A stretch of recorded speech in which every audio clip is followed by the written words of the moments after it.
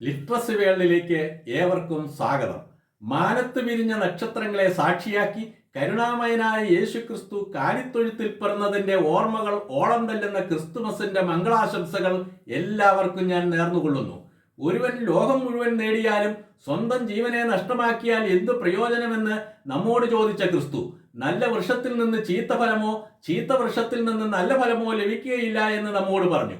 ശത്രുവിനെ സ്നേഹിക്കണമെന്ന സ്നേഹത്തിന്റെ പുതിയ തത്വശാസ്ത്രം ലോകത്തിന് പകർന്നു നൽകിയ ക്രിസ്തു വലത് കൈ എന്ത് ചെയ്യുന്നു എന്ന് ഇടത് കൈ അറിയരുത് എന്ന് ദാനധർമ്മത്തിന്റെ പുതിയ രീതിശാസ്ത്രം നമ്മെ പഠിപ്പിച്ചു. അന്തഛിദ്രമുള്ള ഏത് രാജ്യവും നശിക്കുമെന്നും ഭിന്നതയുള്ള ഭവനങ്ങൾ നിലനിൽക്കുകയില്ല എന്നും പറഞ്ഞ ക്രിസ്തു മുമ്പന്മാരിൽ പലരും പിമ്പന്മാരിൽ പലരും മുമ്പന്മാരുമാകുമെന്ന് നമ്മെ ഓർമ്മപ്പെടുത്തി. ശാന്തിയുടെയും സമാധാനത്തിന്റെയും കരുണയുടെയും പ്രത്യാശയുടെയും ത്യാഗത്തിന്റെയും സഹനത്തിന്റെയും സാഹോദര്യത്തിന്റെയും സ്നേഹത്തിന്റെയും സന്തോഷത്തിന്റെയും നന്മയുടെയും ഐശ്വര്യത്തിന്റെയും പ്രതീക്ഷയുടെയും സന്ദേശം ലോകത്തിന് നൽകിയ ക്രിസ്തുവിന്റെ ജനന തിരുനാൾ ആശംസകൾ എല്ലാവർക്കും ഞാൻ നേർന്നുകൊള്ളുന്നു.